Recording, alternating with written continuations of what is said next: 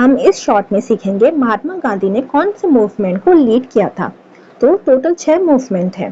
पहला है 1917 में, तो ये हुआ था चंपारण, जो कि है बिहार में, इसलिए इस मूवमेंट का नाम पड़ा चंपारण सत्याग्रह। इसके 2 की पॉइंट है। पहला कि ये पहला सत्याग्रह था, और दूसरा ये हुआ था against exploitation of indigo farmers. जो फार्मर्स इंडिको उगा रहे थे उनके एक्सप्लॉयटेशन को रोकने के खिलाफ में ये आंदोलन हुआ था। फिर दूसरा हुआ था 1918, ये हुआ था खेड़ा, जो कि है गुजरात में, इसलिए इस मूवमेंट का नाम पड़ा खेड़ा सत्याग्रह। ये इसका की पॉइंट था। ये हुआ था क्योंकि फार्मर्स की अगर फसलें हैं, अगर फेल हो रही थी, उग नहीं रही थी, फिर भी उनको टैक्स देना पड़ रहा था, इसलिए उनको टैक्स ना देना पड़े, इसलिए ये मूवमेंट हुआ था। तीसरा है 1918, ये हुआ था अहमदाबाद गुजरात में, इसलिए इस मूवमेंट का नाम पड़ा अहमदाबाद मिल स्ट्राइक।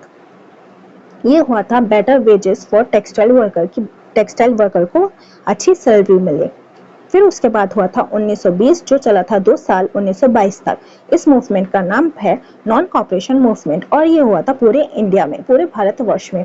इसमें ये हुआ था जलियांवाला बाग मस्करा के बाद हुआ था, इसलिए इसमें सारे जो बॉयकॉट कर दिए गए थे ब्रिटिश के गुड्स और उनके जो टाइटल्स दिए गए थे, वो सारे क्या कर दिए थे, बॉयकॉट कर दिए थे। फिर उसके बाद हुआ 1930 में, जिसको बोलते हैं सॉल्ट मार्च या डांडी मार्च, जो शुरू हुआ था गुजरात में, फिर खत्म हुआ था दांडी तक। इसमें क्या था, ब्रिटिश ने सॉल्ट टैक्स लगाया था, तो उसके अगेंस्ट में, उसके खिलाफ में ये जो था सॉल्ट मार्च, दांडी मार्च किया गया था।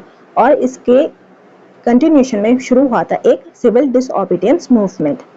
फिर उसके बाद था 1942 में क्विट इंडिया मूवमेंट। ये भी पूरे भारतवर्ष में हुआ था, और ये इसलिए हुआ था कि ब्रिटिश लोग चले जाएं, और स्लोगन था डू और डाई।